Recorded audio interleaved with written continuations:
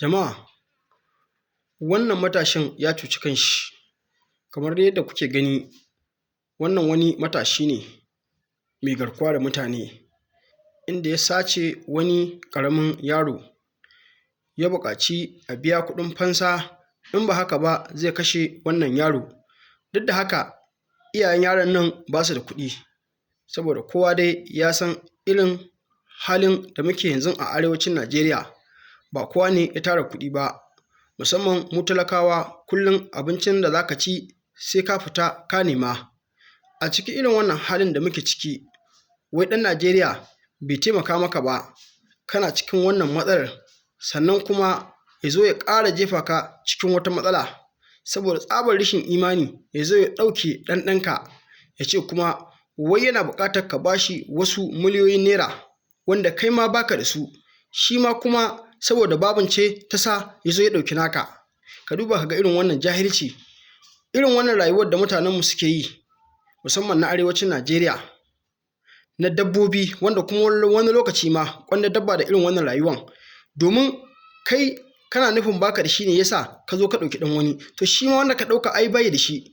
Ni na tabbatar da yana da shi, ba za ka samu damar ganin ɗansa ba. Yanzu ga misali, manya-manyan 'yan siyasar ƙasar nan tamu Najeriya, da kuma manya-manyan masu kuɗin ƙasar nan tamu Najeriya, kai a matsayinka na talaka, a ina ne za ka gan su? Mafi yawanci sai dai ka gan su a hoto, ko kuma ka gan su a mota in za su wuce. To kaga su ɗin kenan, 'ya'yansu ma haka ba za ka taɓa maganin su ba, balantana har ka samu dama ka ɗauke su. Wanda kuma ya zo ya ga yaron nan, kawai daga ganin shi ya ɗauka, ya buƙaci a bashi wannan kuɗi kar ya kashe. Sannan kuma iyayen suka shiga suka fita, suka nemo kuɗi har ya kai 150,000, suka ɗauka suka ba wannan bawan Allah, domin dai ya saki wannan yaro da ya kama. Amma kuma a ƙarshe ya kan riga ya kashe wannan yaron, tunda kamar yadda ya bayyana ma 'yan sanda cewar yaron bai da lafiya ne. To ganin bai da lafiya sai ya je ya haƙa rami, yaron nan da ransa fa, ka duba ka ga rashin imani, ya je ya sa yaron nan cikin rami ya binne yaron nan, kamar yadda yake bayyana ma 'yan sanda. Kuma irin wannan rashin imanin, idan ba ku manta ba, ya taɓa faruwa a jihar Kano, lokacin da wani malamin makaranta shi ma ya sace wata yarinya ƙarama, wadda ɗaya daga cikin ɗalibansa ce, wanda shi ma kana ganin haka ya kama yarinyar nan, ya daddatsa ta tare da shi da abokinsa, ya sanya a cikin buhu, sannan suka je suka haƙa rami suka binne. Kuma su ma sun yi haka ne fa domin me? Kar asirinsu ya tonu. Amma kuma a ƙarshe asirinsu ya tonu.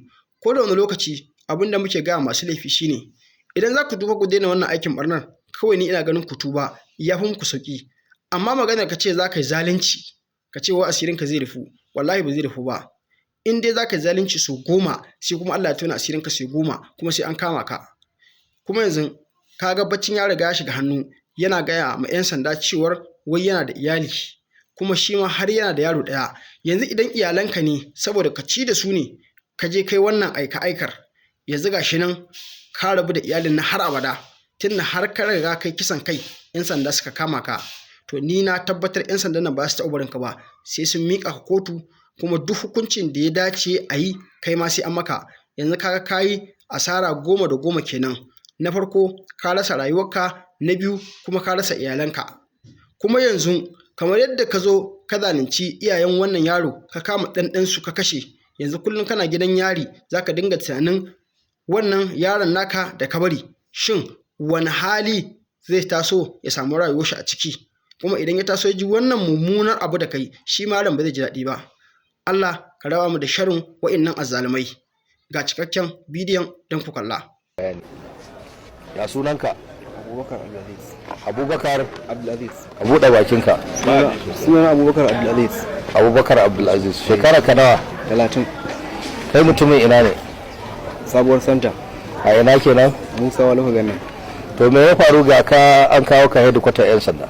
An same da laifin na ɗauko ƙaramin yaro ɗin shekara 3, na ke na faɗin shi. Bayan haka Ka yi ɗin? na yi. Ya kai? Ɗauko shi ne cikin dare yana bacci A ina ka je? a gidansu. Ina ne? Bacirawa. To ka ɗauke shi? Eh. Ka kai shi ina? Na kai shi daji na aje. Bayan kwana 3 na ga bai lahiya, sai na kashe shi, na ƙarami na kashe shi. To dama su iyayen kasan su ne? A adadinsu ba. To ya aka yi har suka tura maka kuɗi naira 150? zuwa suka yi same ni a ka ajiye musu wata takarda ne ko me? na ajiye musu takarda Cewa me? cewa in suna son yaron a raye su kawo kuɗi Nawa? 800. Aha. Za a dawo da shi. To sai aka yaya? To ga zuban 800 ɗin bai da suka ban naira 150. A akawun suka turawa? A wurin mu kaiwa suka alaji ta ajiye. Suka ajiye ka je ka ɗauka. Kai ka gaya musu cewa suka yi wuri kaza? Suka je suka kai waka? Sai in ɗauka. To sai daga nan sai aka yaya? Daga bayan na ɗauki kuɗin shi ne kuma na kashe shi. To me yasa ka kashe shi? Saboda ba na so ne asiri na to. To yaro ɗan ka ce ba su san ka ba baka san su ba. To dan me kake tunanin asirin ka zai tuma? To wannan yaro ɗan shekara 3 ai bai san ka ba zai iya gane ka ba. Ta yaya asirin ka ya tono? Ka dai faɗa mana me yasa ka kashe shi? Kawai na dai kashe shi ne haka nan da sarabin kai na kai. Kashe shi kai ko kuma binne shi kai da ransa? Binne shi ne. Da ran shi? Amma lokacin da ya bai lafiya. To yanzu me zaka ce akan wannan abu da ka aikata? Na yi nadama kan wannan abu da na aikata kuma ina neman sauci akan laifin da na aikata. Kai musulmi ne ko baka da addini? Musulmi ne. Ka san hukuncin kisa a musulunci? Na sani. A wata mai alfarma irin wannan kuma? To me yasa ka aikata? Wannan kuskure ne da kadara. Me za ka yi da kuɗin? Amfani ne da su na kashe saura. Waccan 150 din mai kai da ita? Kashewa ne kawai. Mai kasaya ka ga wa 'yan sanda? A ban gaya musu. Mai kasaya? Ina da iyali na sai kayan abinci ne kawai na ajiye mu ci. Iyalinka kana da mata? Ƴaƴanka nawa? Ɗaya. Yanzu ɗanka idan wani ya masa haka zaka ji daɗi? A'a. At the risk of repeating what you might have asked, I want to know his occupation, and whether he's married or not, then the number of children. Yes, he answered. Aikin me How kake many yi? children? Yes, what? Boy, Aikin me kake yi? Ina sai da kayan drinks ne. A ina? Hadeja. A Hadeja? Kana cikin wata kungiya asiri ne da irin wannan abu? A'a.